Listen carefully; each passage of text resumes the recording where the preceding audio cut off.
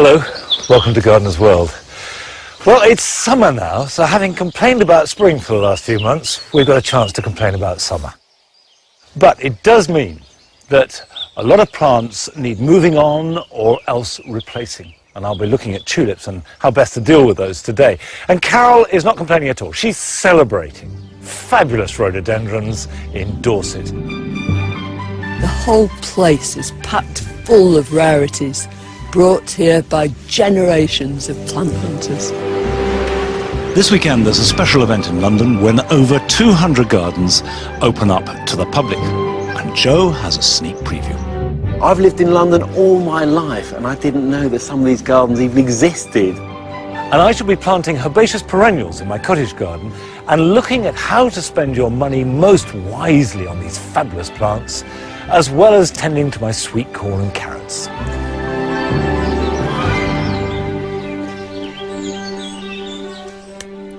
Just snapping off the seed heads of these tulips. And I've never known tulips so late, but they are going over and they do need attending to. And I know that for a lot of people, that is a little bit of an issue. In fact, I've had a couple of letters, of which this is a good representative. It's from Nick Shearham. What does Monty do with his tulips after flowering? I'm about to tell you, Nick. I know about letting them die down and drying them before replanting, but they deteriorate and the flowers are inferior. Is it best to dispose of old bulbs and purchase new ones?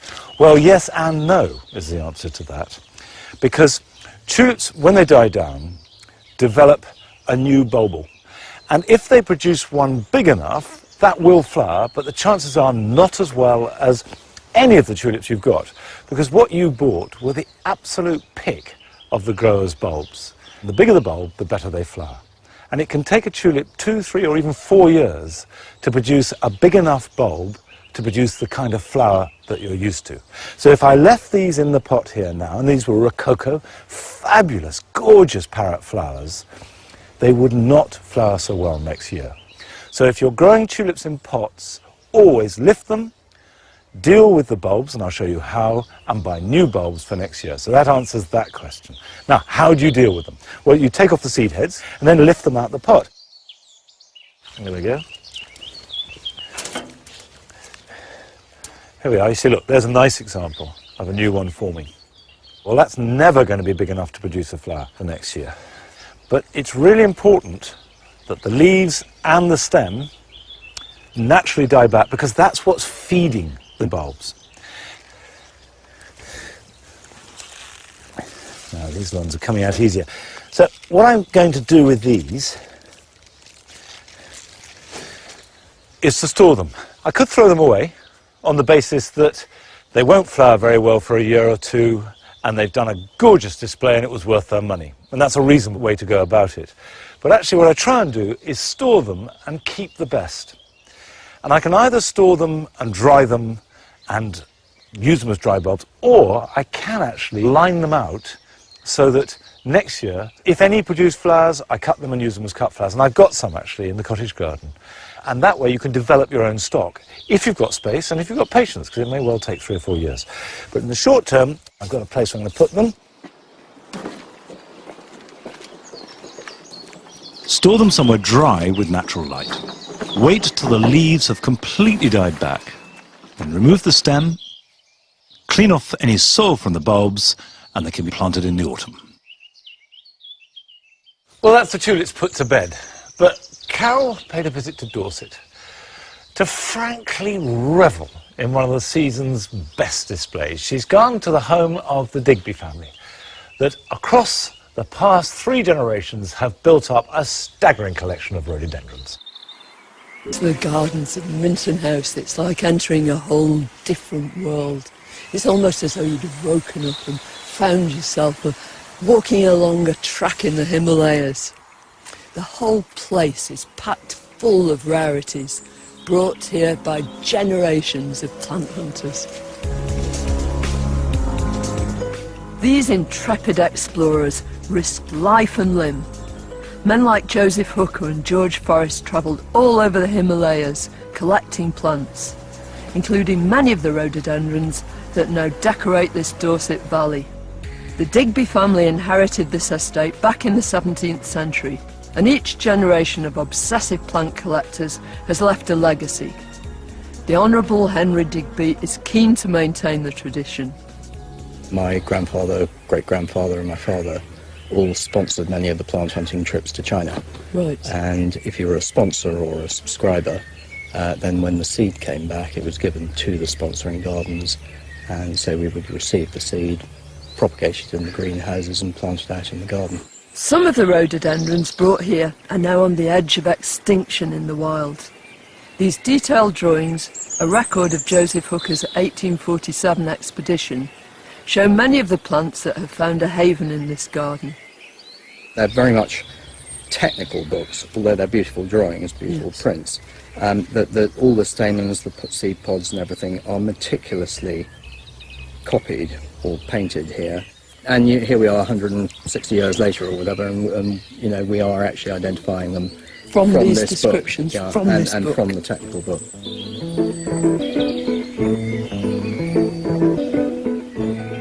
Head gardener Ray Abraham's task is to look after this unique collection of historic plants. This looks really special. What's this one? This is Falconeri that came to this garden from the Hooker collection. Right. And he actually brought it over here to Minton Gardens. But the great thing about the plant collectors is they love to keep everything secret. Yes. And they didn't like divulging where they got it from, even in the Himalayas. Right. And very often they would shoot at each other in the Himalayas if they saw each other across the valley, because they didn't want anybody else to collect that plant. This is just amazing, isn't it? It's an absolute wall of rhododendrons. Yeah, they grow like this in the wild, and we try to replicate the way that they grow, so that they can protect each other, because they don't like the wind. It obviously works, doesn't it? But, well, that's right. But I mean, I understood Dorset was limestone. How do you grow acid-loving plants? We have a soil that is special to this valley. This is a natural spring called Lady Abingdon's Well, Right. and this is the nature of the soil here, which is green sand. All the rhododendrons are grown on this green sand. So what is green sand? Well, green sand is a very, very acidic soil. Yeah. Through thousands and thousands of years of rotting matter, and the green sand becomes acidic, if you like, as in natural leaf mould. Because of the more acidic nature of it, the flowers produce brighter colours. And what a dazzling array of colours. The towering pink of Griseanum King George, or the compact yellow of Wardeye, in brilliant contrast to the riot of purple Augustinii. But Ray's not content. He wants to hybridise these amazing plants to create even more new varieties. The whole idea of this plant is to create it, turn it red in the future. What, you want this in red? Everything in red. Right. The bottom of the leaves and the flowers all in red. How do you go about it? Well, you take pollen from these anthers here, Yeah. and then you transfer that to barbatum, Right. the stigma on the barbatum flowers. Yeah. He can hybridise using the pollen of the barbatum right now, or store the anthers for use later. I can cut the anthers off, Yeah. so I can actually put that in the freezer and keep it for a year. So then I can transfer the pollen in a year's time to a plant that flowers at a different time of the year, and then create that hybrid. So the possibilities are endless, aren't they? They are. How exciting.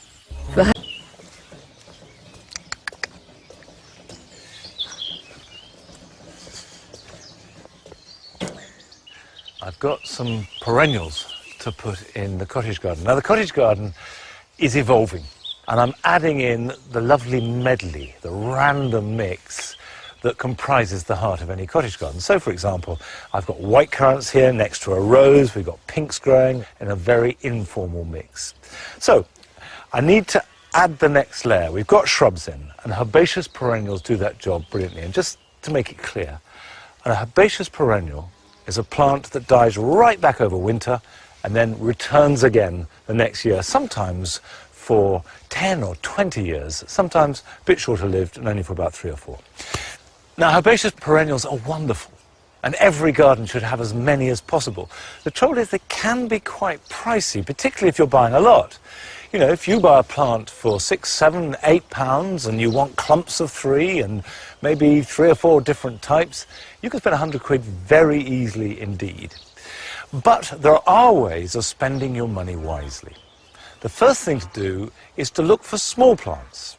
This is a Campanula lactiflora Pritchard's variety. Now, it costs under £2, and it makes better economic sense to buy 3 of these and plant them in a group than to buy one that is 3 times as large. Because what you'll be paying for there, as much as anything else, is the nurseryman's time. They've got to water them, they've got to protect them, they've got to repot them, and that costs money. Whereas if you let the time happen in your garden, you get the benefit of the plant and you get it cheaper. So that's tip number 1. The second thing to do is to buy a large plant, as big as possible, and divide it, and make yourself more plants from wine. You could make 3, 4, 5 clumps that by next year, each will be as big as this plant. So effectively, in 1 year, it's cost you 1/5 of what it otherwise would. This is a Michaelmas daisy. Now, all you have to do is take it out, and you can see that's pretty pot bound. So that plant has been in that pot for too long, and sometimes a really big plant will be going quite cheaply because of that. They want to get rid of it. And we simply break that up, and you can use your fingers and thumbs and get in there like that. And don't worry about damaging the roots too much, because there's plenty of them, and it's inevitable anyway. There we go. Now that's 2 decent-sized plants. So immediately we've halved the cost of this aster. Now, if I wanted to, I could break them down into individual plants. Each of these will grow. And I've got, what, 1, 2, 3, 4, 5 plants just in that clump. And I could either plant them individually in the soil or pot them up and grow them on. Well, what I'm going to do is plant about 4 or 5 asters in here, which will stay separate this year, but by next year will have made one really big, dramatic clump. And that way, for the cost of a relatively small plant, which costs under £7, I've got something that will cost me £20, £30 to buy.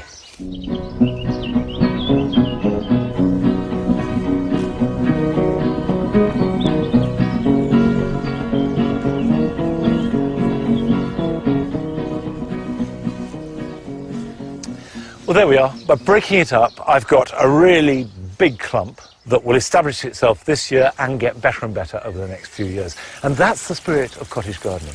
It's about making the most of limited resources. Nothing flash, but lots of effect without spending a load of money. Now, you may not be planting herbaceous perennials, but here are some other things that you can be getting on with this weekend.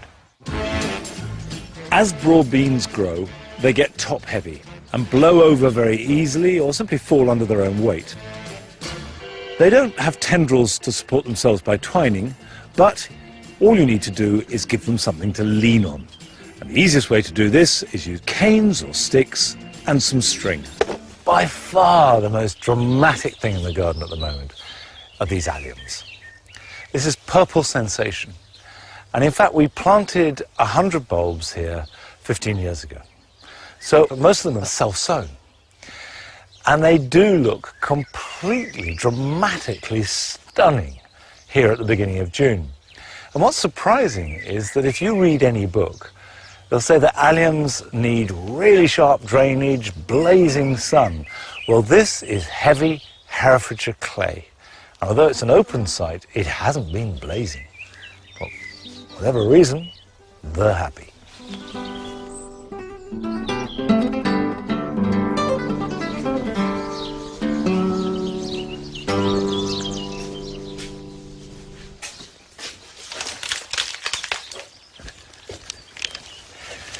These are the sweet corn that I sowed a few weeks ago, and you can see that they've all germinated successfully and grown really well.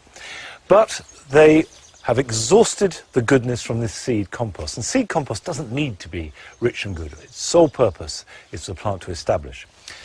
And sweet corn really needs rich soil, lots of sun and good drainage.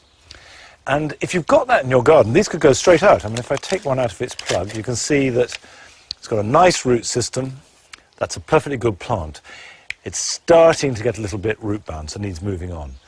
But in this garden, where you've got heavy soil, the nights are still cold, and if it's cold and wet at the same time, sweet corn will hate that. They really, really need heat to thrive. So I'm going to pot them on, and then I'll plant them out, and I don't know when that will be. It could be another month, it could be in a couple of weeks' time. Now I've mixed up a really nutritious mix, which is bark-based potting compost, which I've bought, mixed up with sieved garden compost and some grit, and actually a little bit of leaf mould too. The grit gives it better drainage, but the critical thing is garden compost is not only giving it more nutrition, but also it's adding that bacterial, fungal relationship with the soil, which is so important. And just pop the plug in, fill around it, and shake it. Don't push and prod the plant in, because that will just damage the roots. That's absolutely fine like that.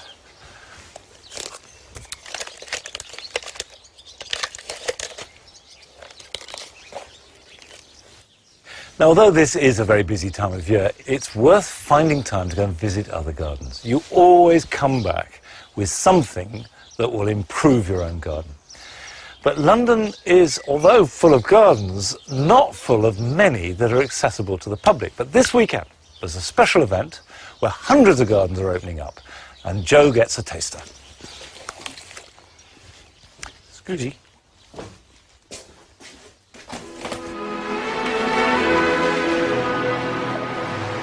London is packed full of gardens. Many of them are preserved for the very wealthy and locked away from prying eyes. Others are hidden gems set in amongst the community, and this is our chance to find out what's behind these high fences and these gates. Park Square is one of the largest of the traditional garden squares, opening all over the city. Kevin Powell is the head gardener here. This is a treat. Welcome to Park Square. Yeah. This dates back to the Regency times, doesn't it? It does, yes. So how's that reflected in the design here? The idea was to create the country in the urban setting as a respite to the hustle and bustle further down in Regent Street. Sort of planting design of the time was to have a lot of green with definitions, punctuation of the odd spire of colour. Oh, I'm so glad you're opening it and you can get in here. I've driven past here a million times. I've driven pretty much all the way around it but never got in here. But it's not just traditional spaces here in London that are throwing open their gates to the public. Garden Barge Square is a unique collection of gardens moored on the Thames. This is great. Yeah, it's what a garden's all about, really. A sense of exploration, finding something new at every turn. And you're moving from one barge to the other. And look, some good evergreen planting. This is Geranium madurense. This is not a hardy plant at all. This is from the island of Madeira. And obviously it's got through the winter completely unscathed, which shows what a microclimate they have here. These 7 barge gardens have been designed by architect Nick Lacey. It's quite a challenge to make a garden on a boat, I can tell you. Where did you start? Well, this was the very first one that we did. It had been used for dredging, I think, so it had some silt in the bottom of it. And bit by bit, it began to create its own ecology, which was absolutely fascinating. Things started growing. All sorts of things started growing, very surprising things. I mean, the obvious things, like buddleia, but some very unexpected things, like irises started growing in this thing. And ducks started nesting in it, and it was a sort of lovely little sort of ecosystem of its own. So I decided to kind of formalize the thing by doing it in a rather more ordered way. Your roses are already in flower here, and I live just up the road in Hackney, and mine aren't yet, so you're ahead of schedule. Well, it is quite mild here. I think the river acts as a sort of great air conditioning unit in a way. You know, it protects us from some of the extremities of the weather.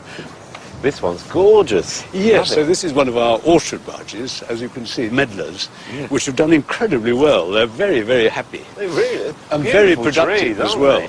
Yeah, we get a tremendous crop off these in the autumn. Yeah. And lots of lovely medlar jelly.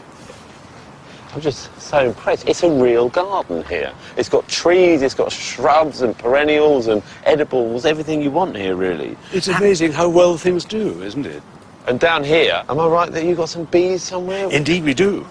Some bees which have turned out to be very, very happy here.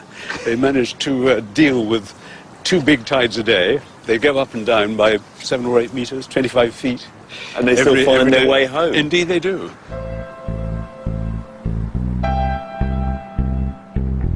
On the other side of the river is the Lillington and Longmoor estate, an urban housing development built in the 60s with open spaces in mind. They've taken part in open garden squares for 8 years now. Jim Myers looks after the communal spaces. Jim, this estate is known locally as the Hanging Gardens of Pimlico. That's right. But there's several gardens within this estate. Here is the exotic garden. Yeah. Then we got what are called the med beds with the Mediterranean style plants in. There's a sensory garden which sort of deals with smells, feels. There's a sort of small woodland style garden at the far end which is left to grow a bit wild. Yeah, there's a multitude of gardens beside all the gardens that people have in their balconies. Yeah, then you've got the balconies and everybody overlooking it, and people are gardening on their rooftop spaces and everything. It's fantastic. Many of Lillington's residents are keen gardeners, including Sancha. She was attracted to the estate because of its gardens.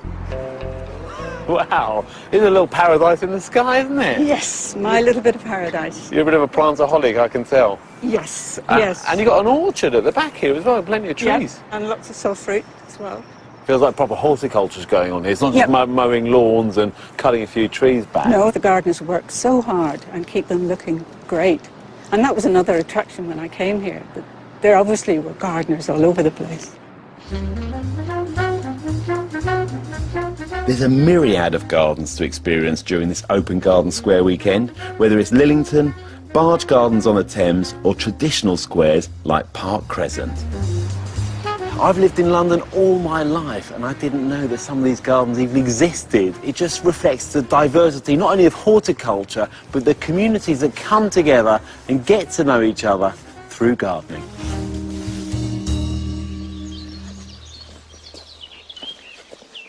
The Open Garden Squares weekend means that there are over 200 gardens open this weekend, many of them normally closed, and you can get details about all of them from our website. Now, moving from wonderful gardens that are only open occasionally to the everyday tasks of growing vegetables. And I've got some carrots growing here, and they've germinated and are growing up. But although I try to sow them as thinly as possible, there are the odd clumps, and they're a little bit thick, and I want to thin them. The reason why you thin carrots is so that the ones that are left behind are a decent size. If you have a mass growing together in a clump, they'll all be small. So if you want them to be a little bit bigger, you do need to give them a bit more room. The process is dead easy. You just sort through them, and you want to leave about a finger's width between them. So start pulling them up gently, and you can see the size of carrot I'm pulling out is absolutely minute. You can do this job at any stage, but like this, the earlier I do it, the sooner the ones left behind will grow. Now, this thinning process is not difficult, but it is fraught with one big problem, and that is that carrots have a wonderful carroty aroma. So even something as tiny as that has got the most delicious carroty smell. And as well as pleasing you, it's thrilling the carrot fly. Now, carrot fly can smell carrots apparently from as far away as half a mile. So they smell it and they come zooming in, and they know where to lay their eggs. They lay their eggs on the surface of the soil right next to the carrot. They hatch, they go down, and then the grubs eat through the roots as they grow. And you end up with the familiar holes that go right through it, and carrot fly are a nuisance. So you want to deter them. There are two ways of doing this. One is to do as I've done, which is to grow a baffle. So I've put shallots in here simply to provide another scent. And alliums of all kinds are traditionally used: chives, onions, shallots, garlic, in amongst carrots to deter the carrot fly. The other thing you can do is to provide a barrier, because carrot fly only fly about 4 foot high. So if you have a barrier of some sort round the bed of carrots, that works to some extent. Finally, do your thinning at dusk. because the carrot fly are much less likely to fly at night. Put all that together and you shouldn't have too much trouble, but just be aware of it. If you can smell a carrot, so can a carrot fly. Now this is only a little job, but it is worth keeping on top of this sort of thing. In fact, that is the key to good vegetable growing, is lots of attention to detail, but in small doses. You don't have to have great heroic tasks. 20 minutes here and there is usually enough, especially this time of year. And of course, this time of year, we're starting to get harvests. It's starting to deliver as well as take our time and energy. Anyway, that's it for this week. See you next week here at Longmeadow. Till then, bye-bye.